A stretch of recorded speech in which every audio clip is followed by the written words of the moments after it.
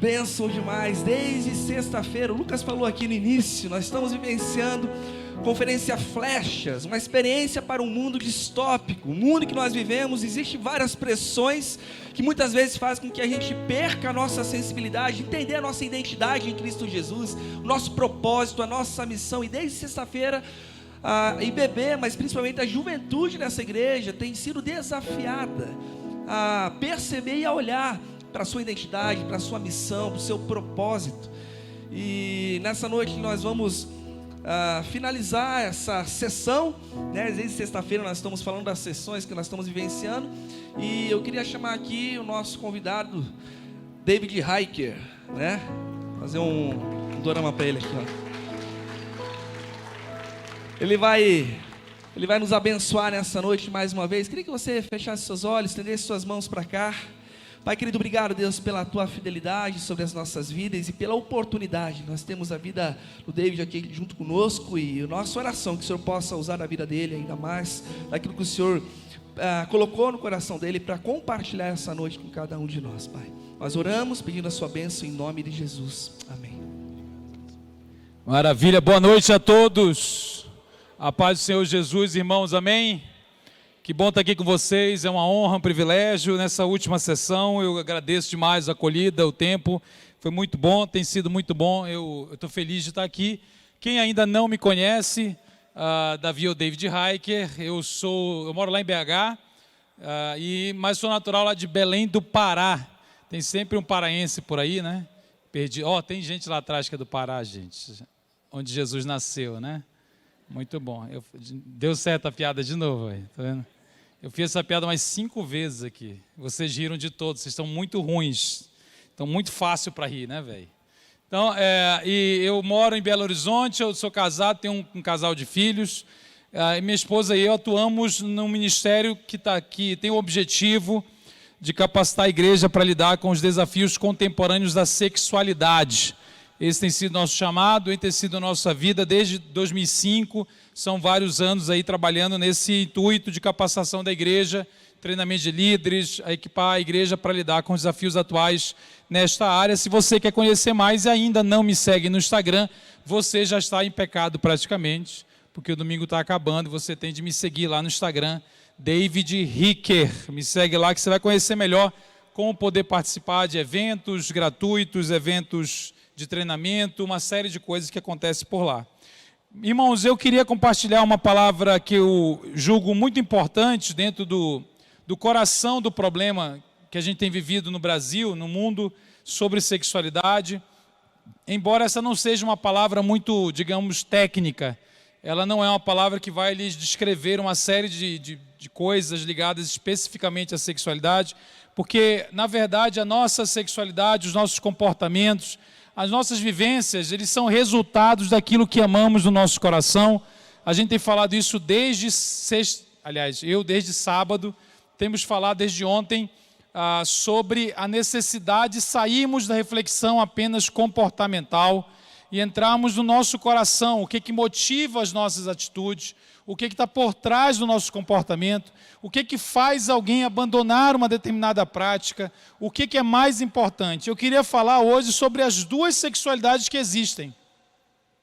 Existem apenas dois tipos de vida quando o assunto é sexualidade. O que seria capaz de dividir toda a humanidade em duas maneiras de agir, não só nesta área, mas também nessa área? Irmãos, é muito simples. O primeiro tipo de sexualidade que existe é a vida, as escolhas, a administração dos meus afetos, dos meus desejos e daquilo que me gera prazer para glorificar o Criador. Esse é um tipo de sexualidade. Eu vou repetir. O tipo de sexualidade que existe eu pego todos os meus afetos, tudo que eu sinto, tudo que eventualmente eu desejo, tudo que produz prazer em mim, e eu administro isso de tal forma a glorificar o Criador. O outro tipo de sexualidade é pegar exatamente o mesmo conteúdo.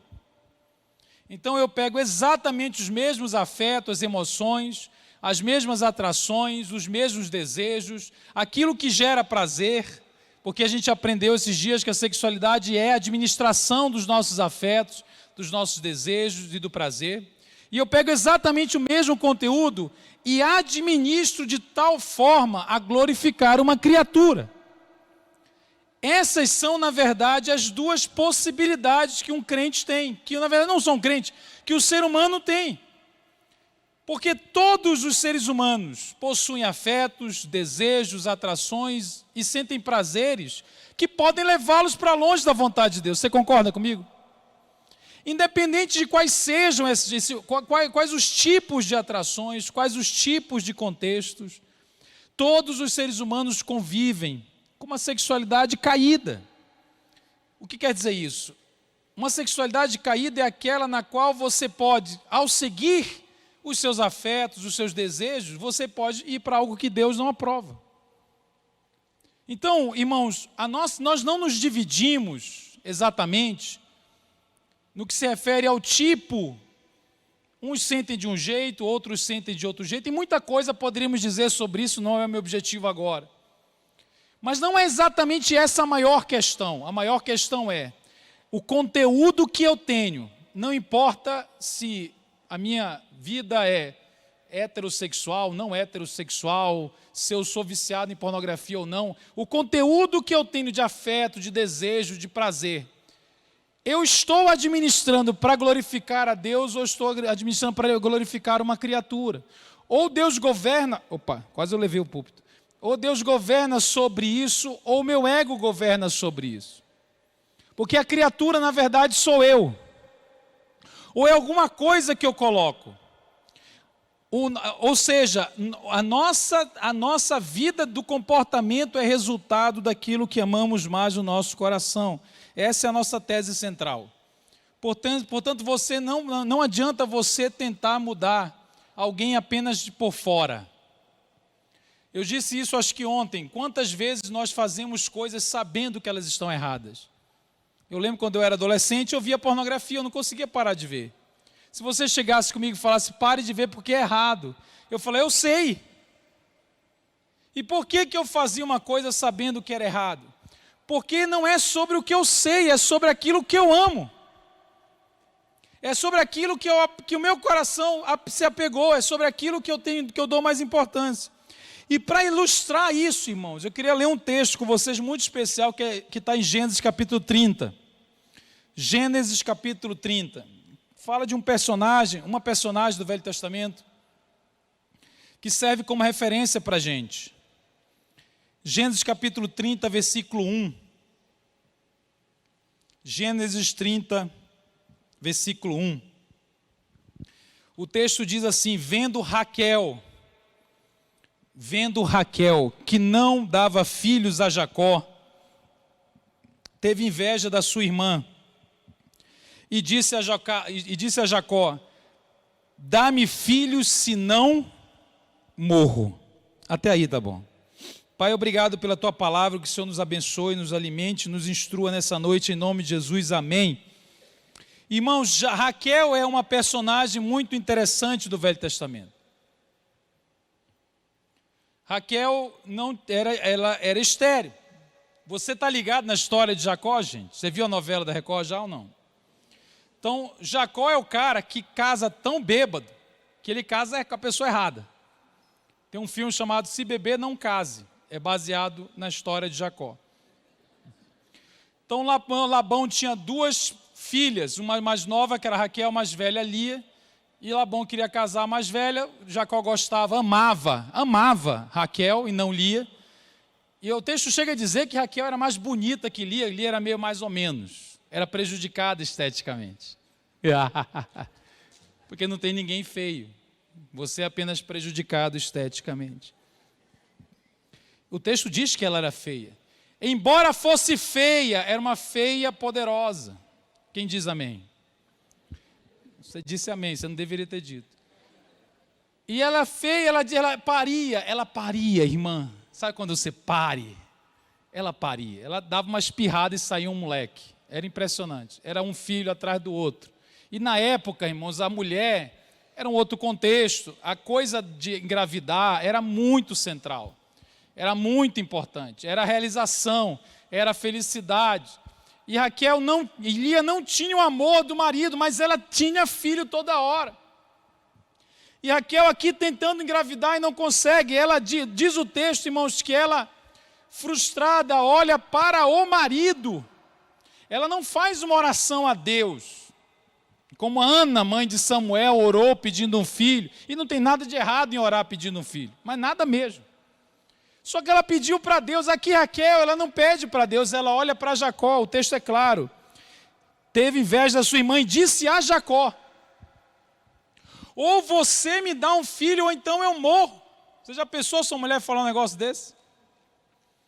Ou você me engravida, ou então eu morro. O versículo 2 diz, então Jacó ficou irado contra Raquel e disse: estou eu no lugar de Deus que te impediu o fruto do teu ventre?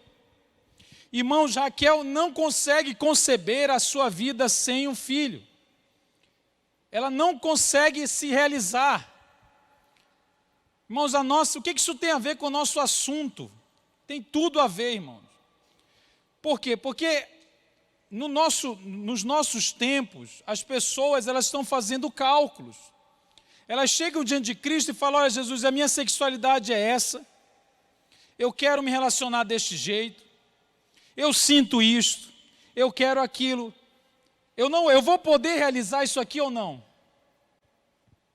E alguns chegam à conclusão: poxa, mas se eu não realizar o meu coração, se eu não tiver determinada circunstância, se eu não tiver determinada pessoa, se eu não puder fazer tal coisa, não vale a pena viver. Raquel está diante do seu ídolo.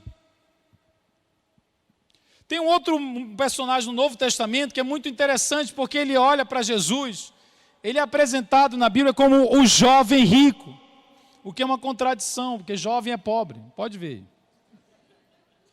Pergunta para o pessoal aqui. Vai fazer um acampamento, é tudo pobre. Já é um negócio estranho, jovem rico.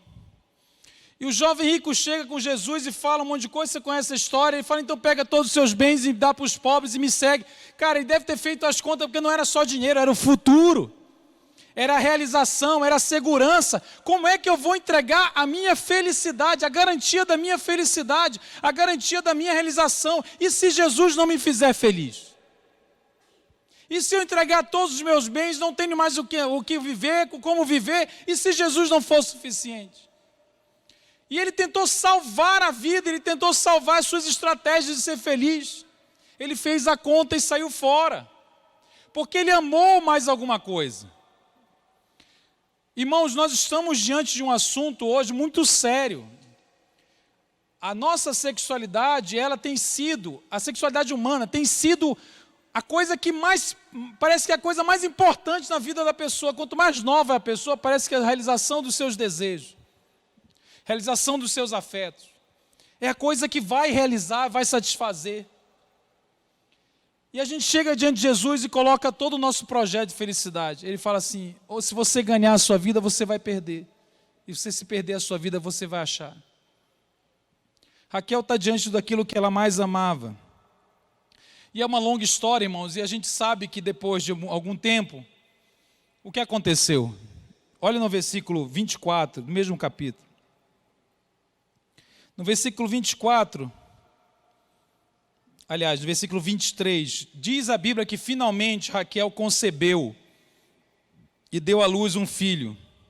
E disse: tirou-me Deus a minha vergonha. Agora eu quero que você leia o 24 e me diga como foi o nome que ela deu para o menino. Você que dá nome criativo, eu sei que você dá nome criativo. Ela disse: vai se chamar José. E o que significa José? O Senhor me acrescente outro filho. Quando Raquel pegou aquilo que ela disse: isto aqui vai me satisfazer, isto aqui vai dar sentido para a minha vida, isto aqui vai me realizar, ela falou: eu preciso de outro. Literalmente. Eu estou sendo, literalmente. Quando ela disse: eu preciso de um filho, senão eu morro, eu vou morrer. E ela chegou, pegou, consumou, concebeu, pegou nos braços, ela disse: agora me dá outro. Porque, irmãos, o nosso coração, Se nós colocarmos a nossa realização na satisfação dos nossos afetos, desejos, nós nunca chegaremos lá. Nunca chegaremos lá. A gente vai ter tudo o que pediu, vai ter tudo o que quis e vai continuar dizendo agora, mas eu preciso de mais, porque a idolatria nos torna pessoas insatisfeitas cronicamente. Eu preciso de outro. Às vezes as pessoas me perguntam, mas Davi, como é que a pessoa converte? Poxa, eu olho determinadas circunstâncias, eu tenho um amigo meu que foi...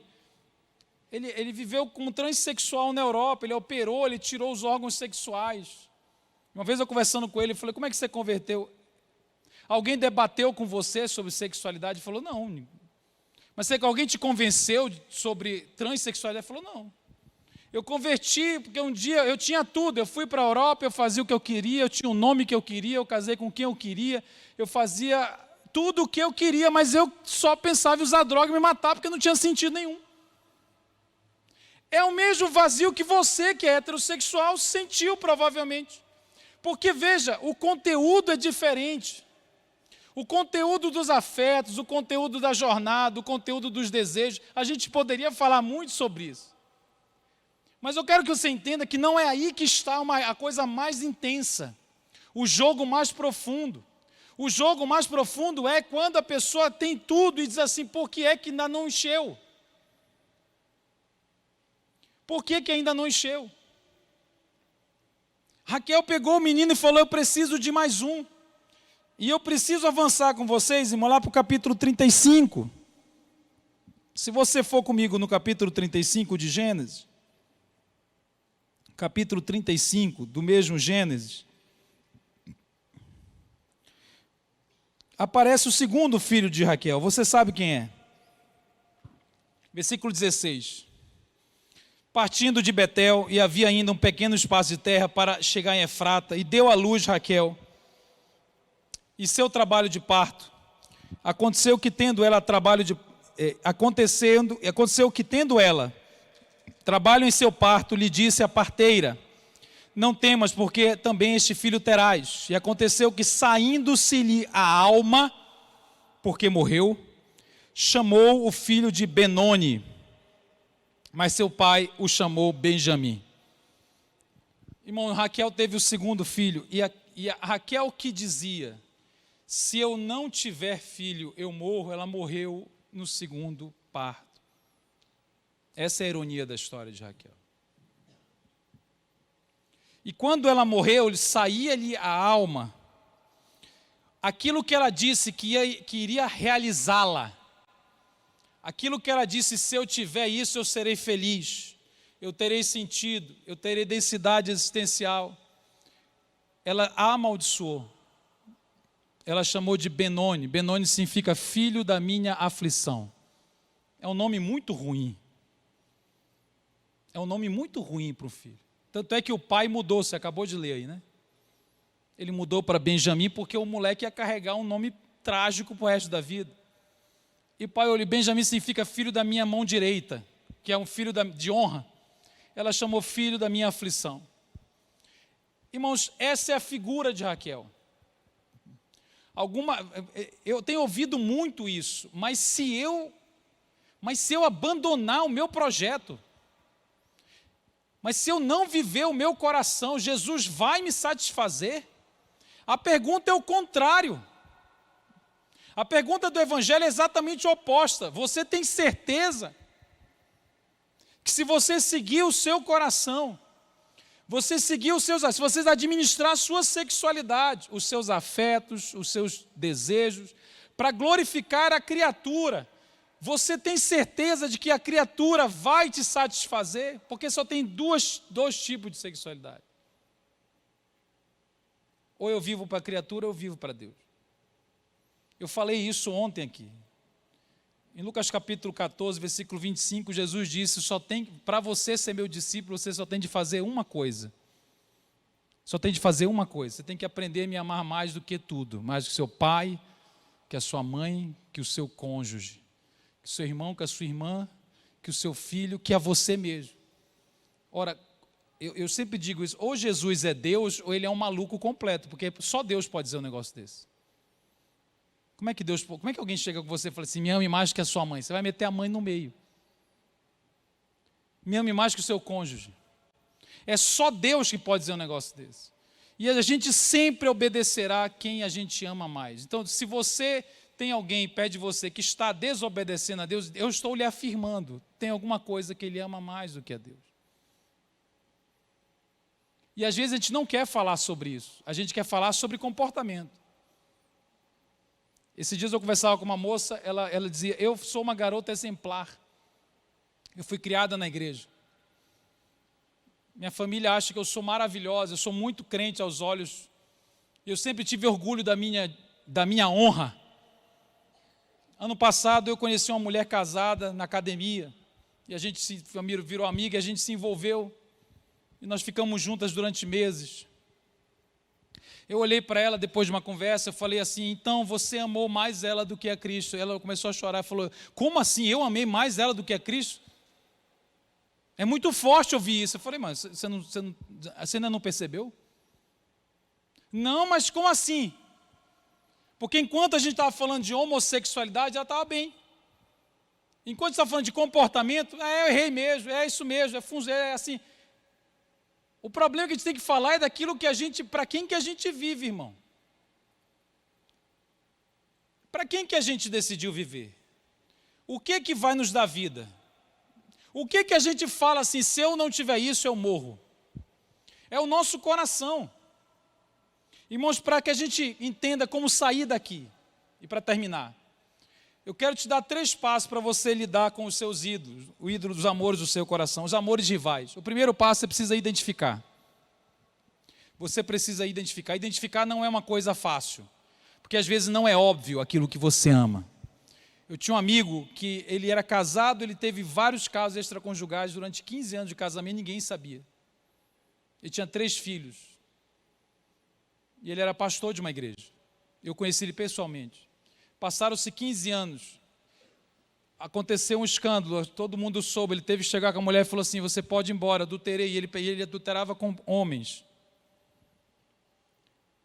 E a igreja o disciplinou, ele perdeu tudo. Eu fui conversar com ele e falei, cara, e aí? Por que você não falou para ninguém, nem dos seus conflitos de atração? Ele nunca tinha falado com o pai, com a mãe, com a mulher, com o melhor amigo. Ele nunca tinha falado com a sombra dele. Eu falei, por que você nunca falou? Ele falou, Davi, eu tive 3 oportunidades de falar sobre as minhas questões. A primeira foi no seminário, eu vi um cara que podia me ouvir, era de confiança, mas eu soube que um cara foi expulso porque confessou um negócio meio cabuloso, e eu falei que se eu conversar, eu perco o seminário. Quando eu fui casar, eu sabia que eu devia falar, e não era nenhum pecado, era a questão que ele carregava, eu devia falar, eu devia ser sincero, mas eu pensei, se eu for sincero, eu não vou casar, ela não vai casar comigo. Quando eu fui assumir a igreja, me perguntaram um monte de coisa, eu falei se eu devia falar, mas se eu falar, eu não assumo a igreja. Irmãos, o ídolo do meu amigo não era sexo, o ídolo dele era a reputação.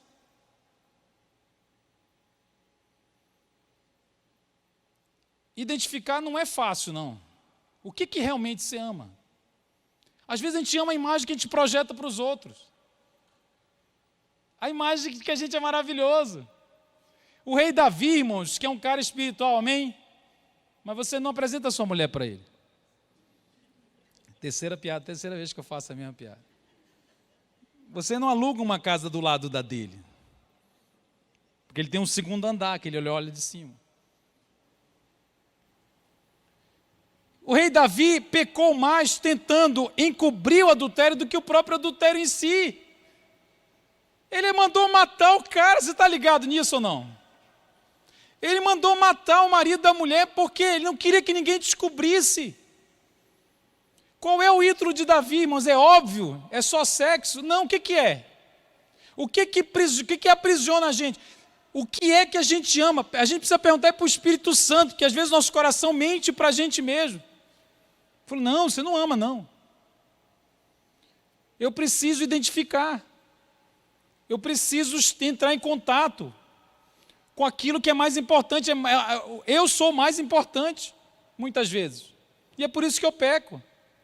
O segundo passo, irmãos, nós precisamos fazer uma coisa que chama descredibilizar os nossos ídolos. Descredibilizar. Você vai entender o que eu quero falar, onde eu quero chegar. Quando os profetas falavam da idolatria de Israel no Velho Testamento, você pode pegar os profetas, não só os profetas, os salmistas, tanto Jeremias, Ezequiel, Isaías, que são muito duros nisso tudo, mas se você pegar o exemplo do Salmo 115, qual é o Salmo 115? É que ele fala assim, olha, esse ídolo ele tem olho, mas não vê, tem boca, mas não fala. Você está ligado nesse versículo? Tem boca, mas não fala, tem pé, mas não anda. Ele está ridicularizando o ídolo. Jeremias dizia, você pega um pedaço de pau, com a metade você faz um fogo para cozinhar uma sopa, e com a outra metade você faz um Deus e se ajoelha. Você está ficando doido? Jeremias descascava o ídolo, ele humilhava o ídolo. Elias falou assim, vai ver que Baal está dormindo. Elias era irônico.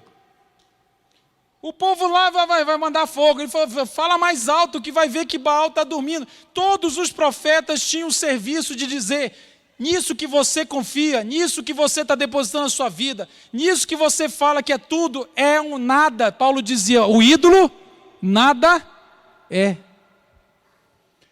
Se nós não desconstruirmos a ideia de que o que a gente confia vai nos realizar, a gente não abandona. A gente continua acreditando. A gente continua dando crédito. Raquel, ninguém convencia a Raquel, nem o marido.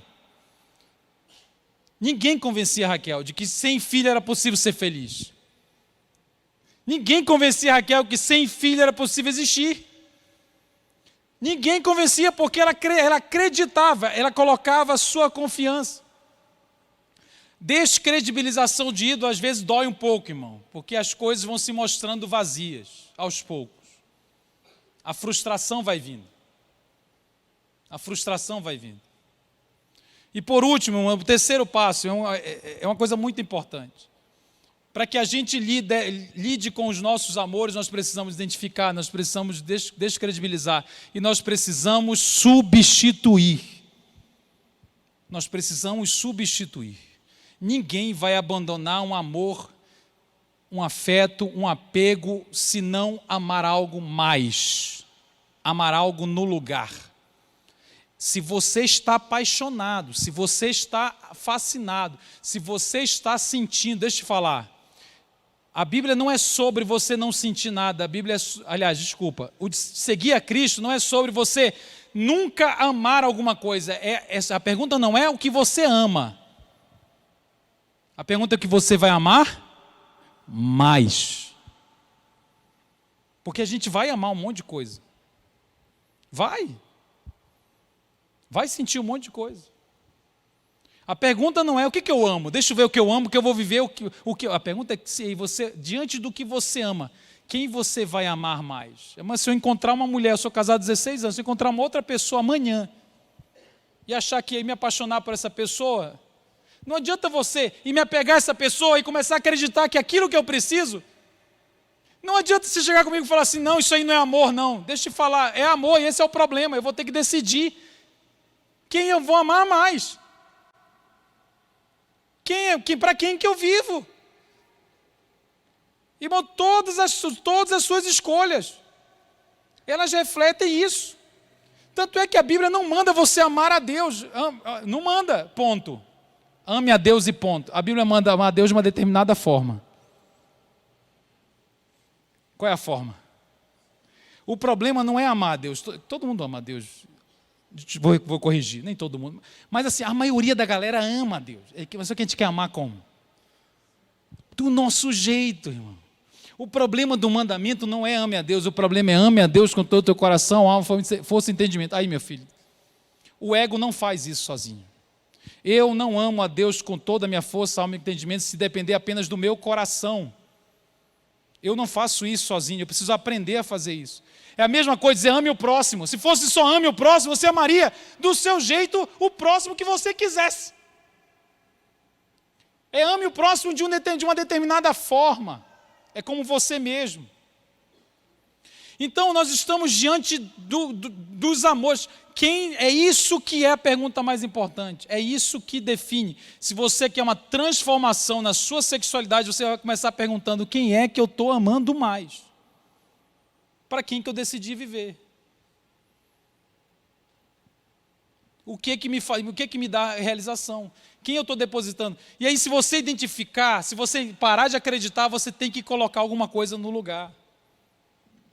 Lá em Hebreus capítulo 11 diz que Moisés, sendo adulto, preferiu sofrer com os israelitas escravos do que ser neto de Faraó. E o texto diz assim, ele fez isso porque ele viu a Cristo. Ele viu a recompensa. E a recompensa de Cristo não é uma coisa que Cristo dá, é o próprio Cristo. Moisés viu a Cristo. Irmãos, para que a gente termine hoje, talvez está muito difícil abandonar um ídolo, abandonar um estilo de vida baseado no amor a fulano, baseado no amor a mim mesmo, porque você não viu Jesus ainda. Ou você esqueceu quem é Jesus. Aí fica muito difícil, porque parece que Jesus é pequeno. Se nós enxergarmos quem é Jesus, se nós tivermos um vislumbre de quem Ele é, a comparação fica ridícula. A comparação fica ridícula. Então eu preciso pedir, Deus me mostra o que é ter Jesus. Me mostra que ter Jesus significa ter a vida, significa ter a realização, significa ter o prazer, significa ter a vida. E se eu não tiver isso, não adianta ter todos os meus orgasmos, não adianta ter todos os meus afetos, não adianta ter todos os meus desejos realizados. Se eu não tiver Cristo, eu não tenho nada. Só existem duas sexualidades. Uma que a gente administra, está na nossa mão. A gente administra para glorificar o Criador e fazer dele a nossa fonte de felicidade.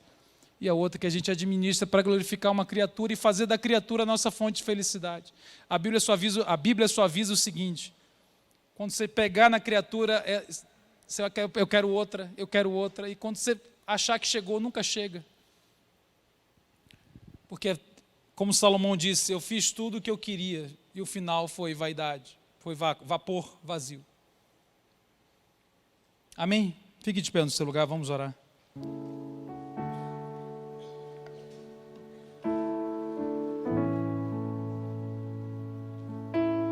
Pai, nós estamos diante do Senhor. Olha o nosso coração. Eu quero te perguntar o que a gente tem amado mais.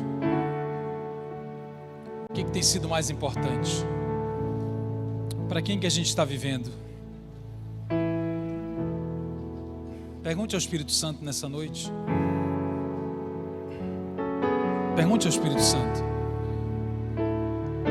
Você está tentando parar de agir, você está tentando parar de se comportar, mas você não entrou em contato ainda lá no seu coração, quem que está governando? Deus nos ajuda a clareza, a identificar o que a gente está amando mais. Eu quero te pedir que o Senhor produza uma desilusão profunda com relação aos nossos ídolos. A ideia de que a gente vai se realizar fora de Deus, vai se realizar porque fez tudo o que quis, e nos faz ver Jesus, como Ele é. Nos ensina a te amar mais. Em nome de Jesus, amém.